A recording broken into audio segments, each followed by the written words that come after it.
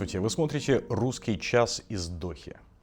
Катар уже давно сменил Швейцарию в роли мирового посредника. На днях здесь были министры иностранных дел России, Турции, Ирана. А через несколько дней после их визита здесь, по данным некоторых СМИ, с секретным визитом был глава Моссада, чтобы провести переговоры с Хамасом. Здесь в свое время американцы договаривались с талибами. Мы тоже здесь для того, чтобы на вопрос «Вы гангстеры?» дать решительный ответ «Нет, мы русские». Ну а если серьезно, мы здесь, чтобы встретиться с сицилийской, нет, не мафией, а принцессой. Принцессой Витторией Аллиата. Princess Victoria, we are meeting in Doha, of all places. When the Russians and Sicilians meet, it's intriguing, bordering on menacing. And if you add to that mix the Arabs, then you have a Hollywood formula for bad guys. But we're not bad guys, we're here to save the world. And seriously, why Doha? Well, this was a very exciting 10 days in Doha, of course. We had the Doha Forum, as usually very full of interesting people. We had a royal wedding with more guests coming from all over the world. And I've been having meetings for Forum al-Jadila, which is was a center for Muslim women that Her Highness Sheikha Moza, the ruler's mother, has launched a year ago, and that is having a great success, and we are working to turn it into an international cultural center for Islamic women all over the world. And Doha, of course, is the best place because it is so international. I mean, the ones, not only because of the people coming here to travel, but because there are Muslim women from Pakistan, from Bangladesh, from Indonesia, from Europe. We met an evening when there were many other Islamic scholars who were discussing how to rebuild the Ummah, which is also a very wonderful thing that we met here. Each of us, we were doing this. They are working on the men, we are working on the women, but we feel the need of returning to a sacred perspective in the world. We need to rebuild the revolution of the spirit. Talking of the spirit and your spiritual lineage, may I say, the Alliata family is one of Italy's oldest. Well, as a matter of fact, my family represents the Mediterranean from all these points of view because, in fact, the branch of the family was Orthodox. They were Orthodox rulers in a part of Anatolia. And you know, in Anna Komnena's books, you can find the history of my family, and at the Louvre you have the seals of when they were rulers then, as we know, where sometimes they were fighting, sometimes they were exchanging trade.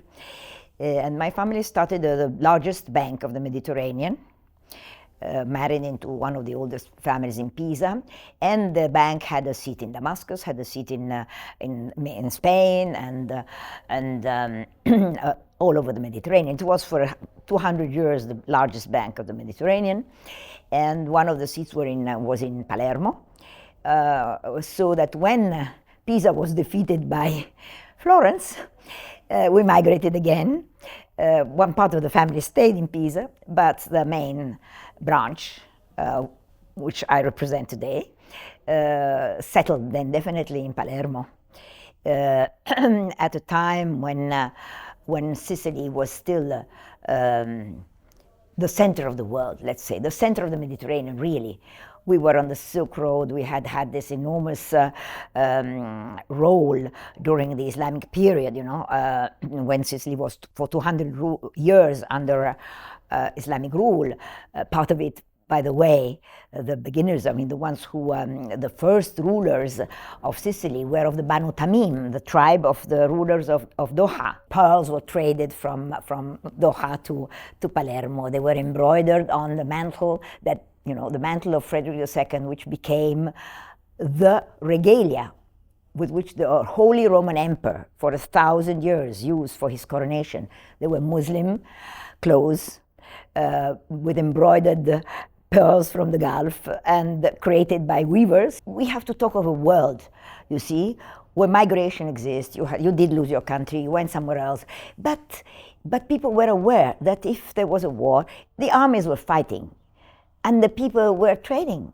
And there was in no way a fight between the populations. This is very Calvinist, Anglo-Saxon. Christianity and Islam are on a completely different level. We don't have a total war. There is no total war. Even the Inquisition, even the wars that were done in Latin America to conquer Latin America, at the time of the Inquisition, when terrible things were done. But at the same time, they were not exterminating these people like then the Americans did. I mean, it was done in America with the autochthons. Now it's no longer. We can see that populations are the ones that suffer from wars more than armies. Basically, army people don't suffer, and the ones who are suffering are the population. And this is against any law of God. Absolutely, and now we can also add the so-called cancel culture, where countries, nations are being cancelled, and this paves way to my next question. The press often refers to you as a Russophile, and obviously my question to you is, what does it truly mean to be a Russophile? Is it simply a fondness for all things Russian, for ubiquitous Russian package, Dostoevsky, Tchaikovsky, Dr. Zhivago, vodka, beluga caviar, and mink coats, yes? Or is there more to it? I think there are two sides to it. And I think that what Russia has to offer us is much deeper and completely different from this image, just let's enjoy Russia for the entertainment. Russia is part of our personal history, especially for European aristocracy families. We are all somehow, in some way or another, connected to the Russian royal families. Myself, I have in my family mausoleum, I have Alexander Romanov, who was the husband of my cousin. We know perfectly well that great characters like the Empress Catherine was a German. We all connected, all families are connected. So what does this mean? Family. How can you fight your family? I mean, you can fight members of your family, but you belong to this large institution, which is the world family. Within this large institution of the world family, you might have problems with someone, you might have quarrels, but the idea is that you respect the history of your family. You respect what your family has done. You have to be grateful, especially for us, because we, the aristocracy, has had a big role, has had many advantages, and we have to give back what we had. So I think that in our connection to Russia, that has done so much to save Europe in the Second World War. My grandmother was saved by the Russian fleet from the earthquake in 1908, in the earthquake of Messina. She was a young girl, she was hanging from a balcony. The whole palace behind the balcony had fallen. She was hanging from this balcony and she was saved by a Russian sailor. This is Russia for us. It's all of this, and the fact that it stayed a multipolar country all through, Bolshevism, all the things that happened, the wars that it had to go through, and yet you still find the shamans in Altai. You find, I was just now in Dagestan, and we were discussing Dagestan. They have 17 different nations, each of them speaking a different language, and the Russian is the only language amongst them, of course. And yes, they share the religion, they share the fact they can discuss with completely different other religions in Russia, Buddhists, spirit worshippers. All this is absolutely unique in the world today. You had it in the Ottoman Empire, you had it in the of course in the Holy Roman Empire, but it's vanished everywhere else. So the fact that there is still one place where everything is protected because you believe that God is above and the God is put in the Russian constitution. That is absolutely fundamental. And the feeling that there is one country which is determined to save us from cancel culture, from deprivation, from issues concerning the family, the children, gender, those, you know, all this mess that's happening, and that Europe is not capable of stopping because it's become hostage to ideologies that have never been European. Why has Europe lost its traditions? Because, in fact, the solution would have been Eurasia. Eurasia was the solution. We would have been a wonderful, united world of culture, of different cultures, of music, of beauty. These things you can find in Russia. You can find that, not only Tolstoy. Look at that, what it is. Go and see these fantastic treasures of art that you have in the Russian museums, showing the meeting between these civilizations. It is always the meeting point which is so important. It doesn't matter who started first. This is one thing that's something, and I cannot stand about modern academic studies. Who was the one who invented it first? Who was the one who influenced the other? That doesn't matter. It's the meeting. What comes out, the alchemy that comes out of meeting and together building yet another thing that is going to give beauty and love. But it's very beautiful. And you have so many different styles, you know. Now, as we heard Muezzin singing, my next question, interestingly, is about Russian Orthodoxy. What experience of Orthodoxy did you have in your life? Encounters with our faith, with the world of the Russian Church? And what is your sort of feelings, opinion about it? How do you perceive it? Well, my very first encounter was when I was I was a child, just, you know, not even an adolescent. And I read this wonderful book, which was the Memories of a Russian Pilgrim. He was a man who was ravished by God, and he was leading his life, walking through, through the countries and just practicing hesychasmos all the time. For me, it was a total revelation, and I started to look for this, to understand what it was about, because we live in a country where the Vatican is very powerful and we don't always see its best aspects. So the Catholic religion has had also this terrible past on the Inquisition, which has my family was very strongly against the Inquisition through the centuries. I felt that I wasn't getting what I wanted. I wanted a real partnership with an institution or people who would take me to talk to God, you know? And then I wanted to go to Mount Athos, but then I discovered that women were not allowed there. So that was my first encounter, but many, many years later, I had the pleasure to meet some of the very holy men in Russia.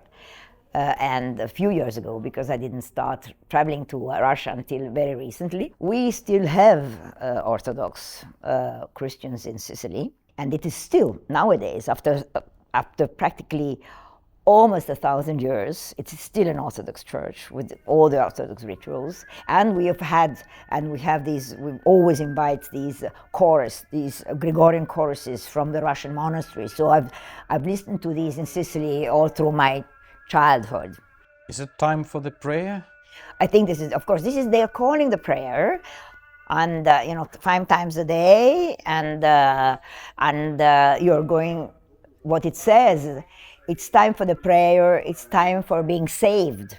So here we go, even in our conversation, the subject of dialogue between Russian Orthodoxy and Islam just happens in real time as we speak of Russian Orthodoxy and the beauty of Russian chanting. We also hear the Muezzin singing, and isn't that beautiful? That is the meeting. Of course. And that is what Russia is about and what the world should be about as well. I agree with you entirely, and this is what has been my mission ever since I was very young, and this is why I studied Sharia, I studied comparative religions. I went into great depth, of course, of many of the traditions. I practiced Ayurvedic medicine. I think medicine is also a way, to understand that God has given us a fantastic universe to respect, and He's given us all the possibility to cure ourselves and to give our body the right answers, to listen to our body, as a matter. In Islam, the body is going to judge you. All the members of your body are going to judge you on the day of judgment.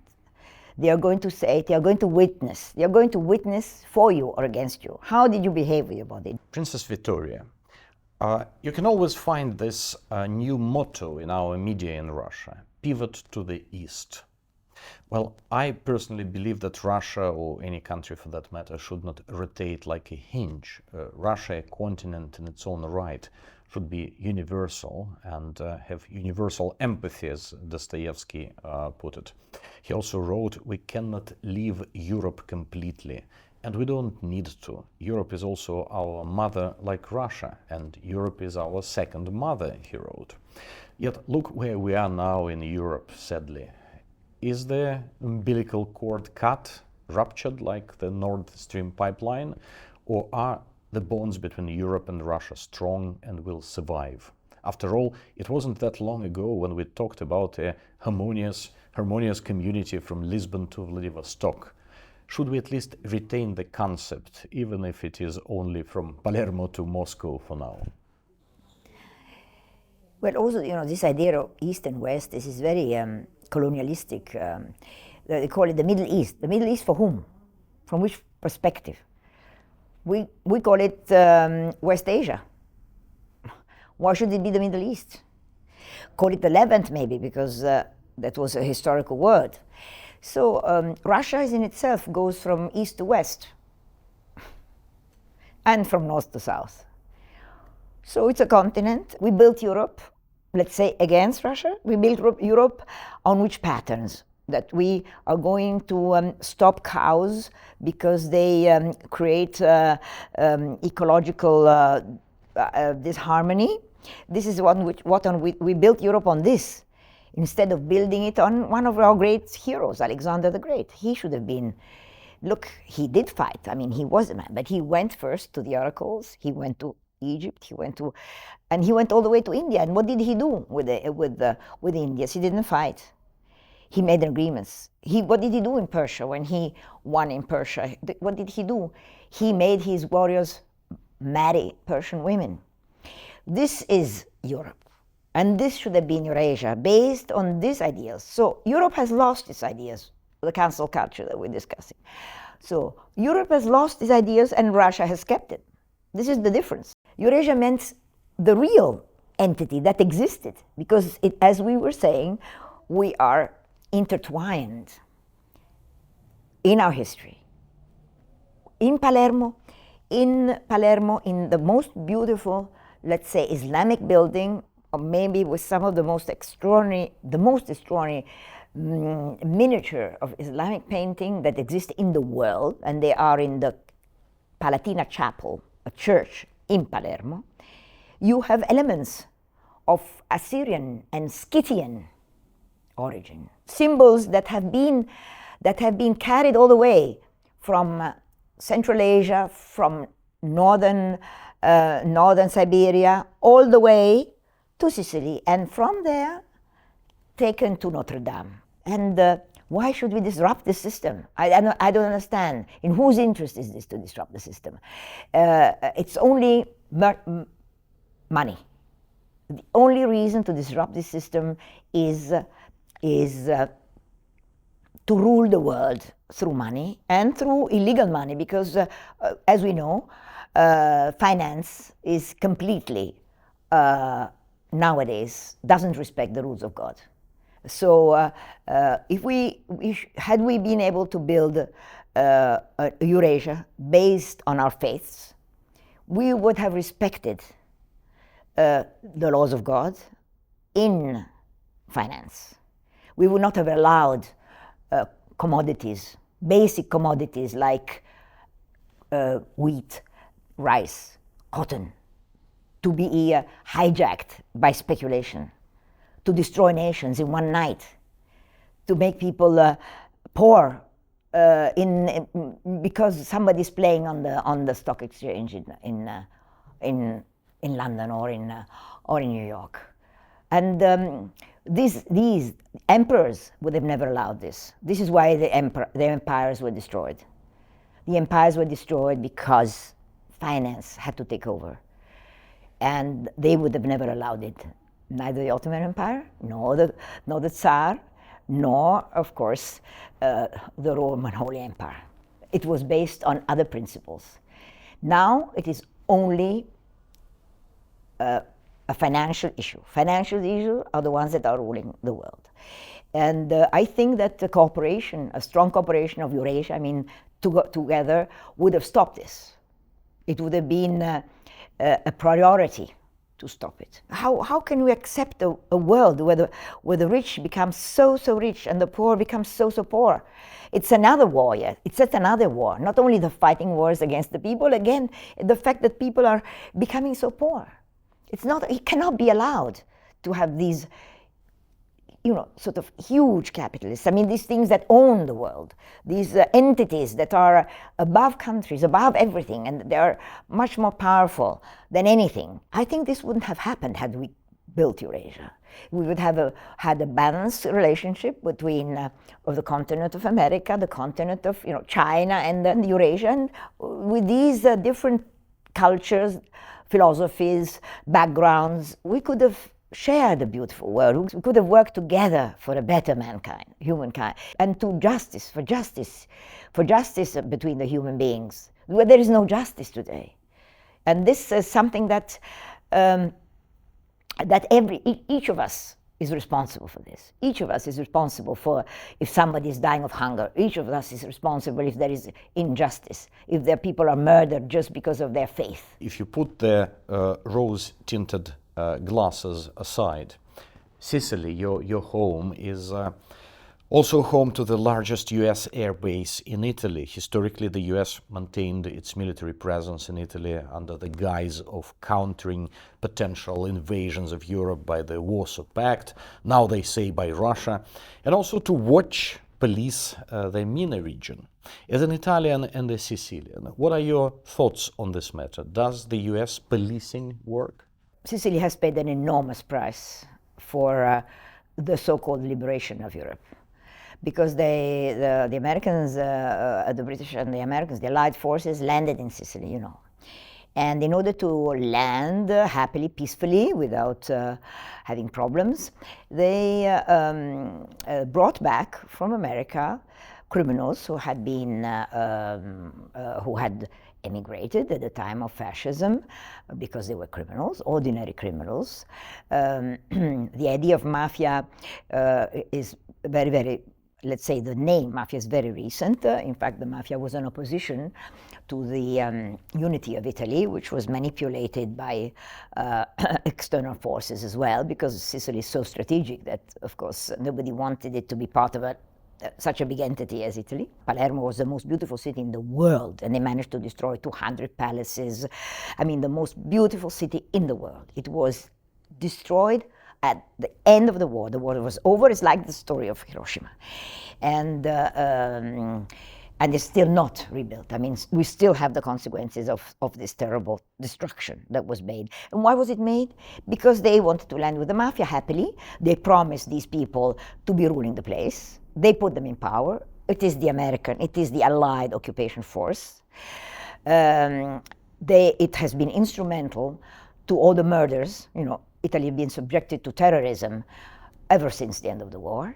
First, because we had a very strong movement. The Vatican was very pro-Palestine, and the Vatican has always supported, of course, Palestine is the land of Jesus. Palestine is Terra Santa for us, the Holy Land. So the pilgrimages were going to Palestine. Christians were going there all the time. Vatican did not recognize Israel for many years. Moro died for this because of his support to the Palestinians. And so our country was under a constant wave of terrorism. What we've gone through, bombs and attacks on trains, on squares, in banks, people, which other countries had. Moro was the prime minister in those days, kidnapped and killed. We've had the mafia kidnapping people and carrying them happily in the mountains, and nobody could find them. Can you imagine? Nobody could find them.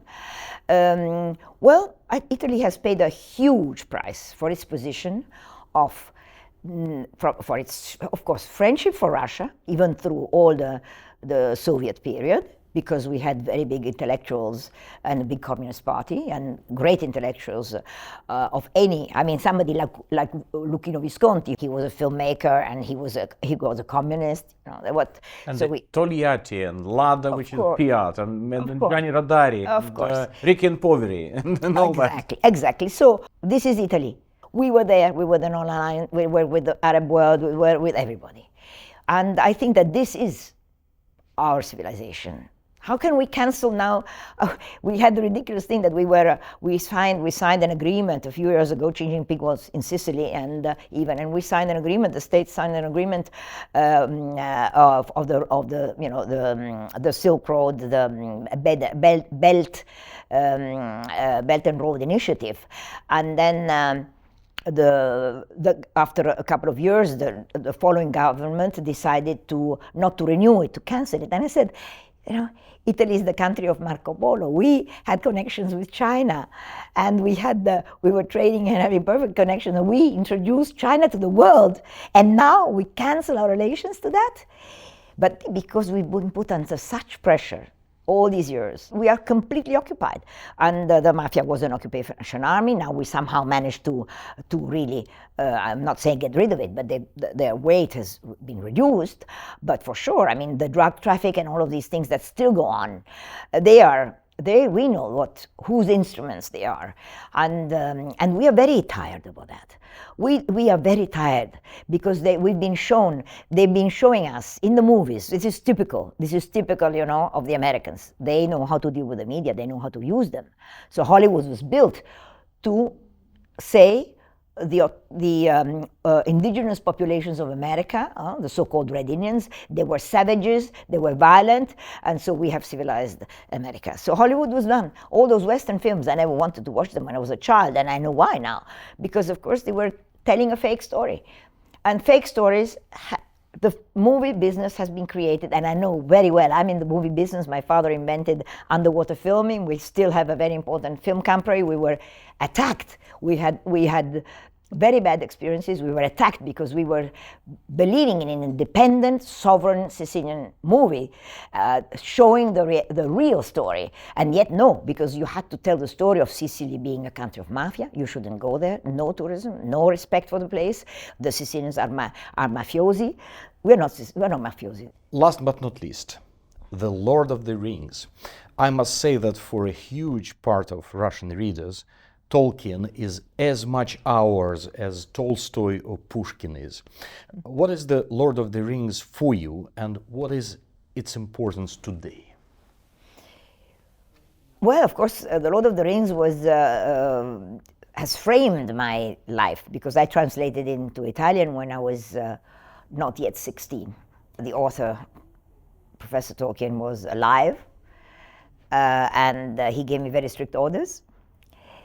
So I followed them, and I know exactly what he wanted. This is my privilege, that I knew what he wanted. And what he wanted was exactly what you said, to become an author for every country, because the story is not a British story. The story is the story of mankind. And it is not a battle between good and evil. What is the Fellowship of the Ring? The Fellowship of the Ring is, let's say, it's like Russia. It's a multipolar mixture of people from different backgrounds, the dwarf, the elf, etc. And they are living together. They're not trying to transform each other. They are trying to save the planet from something that is beyond their energy. It's beyond their energy. They have a sacred fight. So this is a completely Anglo-Saxon Calvinist book. Tolkien was a Catholic, and he looked at the world, at the faith, with an eyes which had nothing Calvinistic in it, Anglican or Calvinistic, because of this total enemy. There's no total enemy, and there is no total hero. How does the book end? Who wins this? Who is the one who really saves the world? It is the whole, of course, the fellowship together, because unless you respect each other and you work together under the guidance of God, things will never go right. You won't be successful. But then it's not Frodo who destroys the ring. His faithful assistant saves him, but he doesn't destroy the ring. Who destroys the ring? Gollum. And why? He dances an ecstatic dance of love. It is love that destroys the ring. It is Gollum's love, absolute love for the ring, that destroys it. So the message is very clear. You cannot call it fantasy. They've done everything to destroy this work. I've gone through terrible trials because of what I've been attacked. I've been attacked for this translation because I transposed it into Italian in terms of Dante. And you know, Tolkien read Dante in Italian, so he was very happy. He called it the best translation, and I tried to defend this translation. I tried to defend his views from all the followers, all the people who, in the following years, hijacked it, either because they said it was something, he was a right-wing writer, or because he was, on the contrary, a Marxist writer. He did not write about politics. It was something much beyond that. Tolkien had this mission, and he was very adamant about not wanting to be identified as somebody who's writing a British story. The translators, we translators, had a note for the translation, which was a big, thick, typewritten booklet, where it was very clearly explained that we had to translate in such a way that people would feel that this was their own past. They would understand the terms, that we would transpose them in such a way that, and he gave us clear explanations about that, transpose them in such a way that people would feel at ease while reading the book. That feel that was the story of their grandfathers, the land of their grandfathers. There was no geographical. The Japanese should recognize their own past, and so should the Latin Americans. And this is why the book is a universal book and had such a success. And this is why the forces of evil have tried to destroy it, and we've seen what they've done to it now. Can you please elaborate on that? Of course, they tried. They had a new translation. The translator went public saying that my translation had 500 mistakes a page, each page, and it was an adventurous initiative of a young girl who had no knowledge. And remember, I was doing it when there were no telephones, there was no, of course, computers. I did it all myself, of course, because there was no, you just had the dictionaries and your knowledge. Google Translate. Exactly, and your knowledge of the language. And in order to speak to London, to the publisher, we had to book a call, and it took 2 or 3 days to speak. And when I had to send the pages, there were no photocopies. So I was always terrified that things would be destroyed on the way or be lost. That was the way we did it. And I put, of course, all my heart in it. And I was told all Italian publishers refused it. They said this is impossible to translate. It's impossible to make anyone interested in this northern saga. I was still at school. Basically, it was my last year of school. I was at the French school, I took a baccalaureate philosophie. So I was practically just out of school, so I had very fresh memories of what a student reads, what he studies. And for the Italian students, it was Dante Alighieri. So I transposed it into the Dante language, and I turned it into an epic saga, which it is, but an Italian epic saga. Nobody spoke English in those days in Italy. Nobody had any idea of what it could be.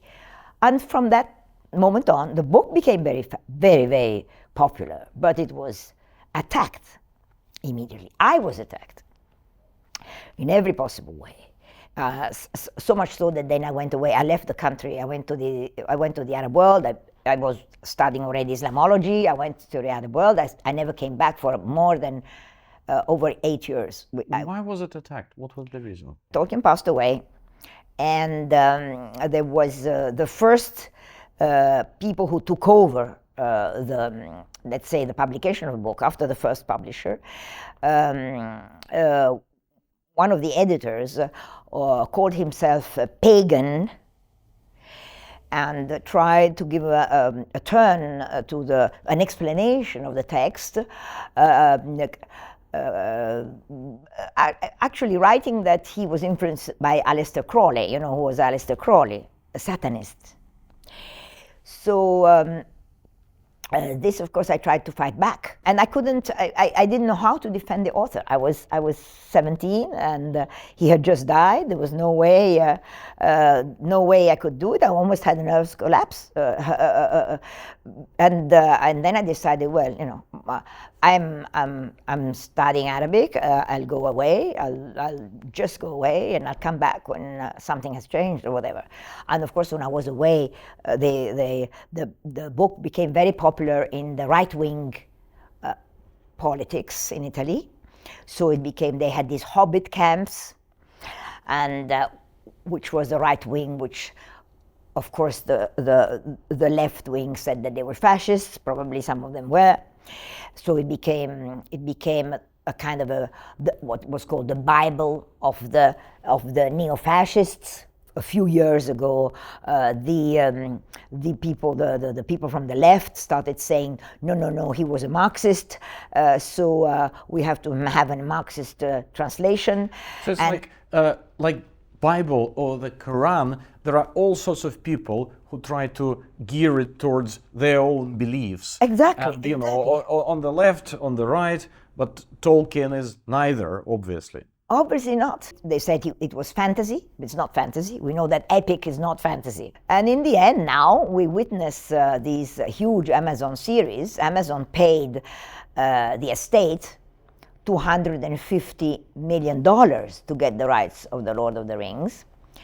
And they're spending $3 billion on the series. They are creating something that Tolkien didn't write, because they are talking of a time that he described only in the appendix. So they are rewriting a story, and you have to be, you know, very ambitious and very arrogant to try to compete with an author of that knowledge, of that depth, of that experience in creating languages, people's stories. So, of course, the story that's come out is non-existent. I mean, it's even boring. They don't even know how to make the movie.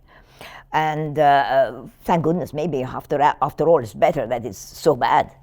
Nobody wants to see it. The movies were good, on the other hand. The movies were much more honest. The filmmaker was very honest. The composer who made the music was very much in the spirit.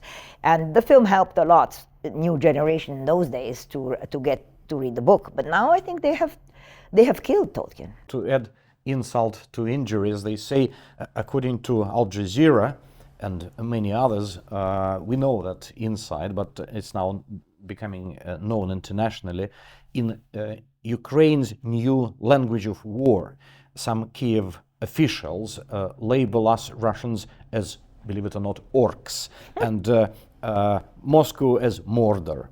Some even claim that Tolkien supposedly meant Russia when he created Mordor. As an authority on the Lord of the Rings, which characters and which lands in Tolkien's book do Russians and Russia resemble the most? Well, as I was telling you, I think that Russia is the Fellowship of the Ring today. The whole country.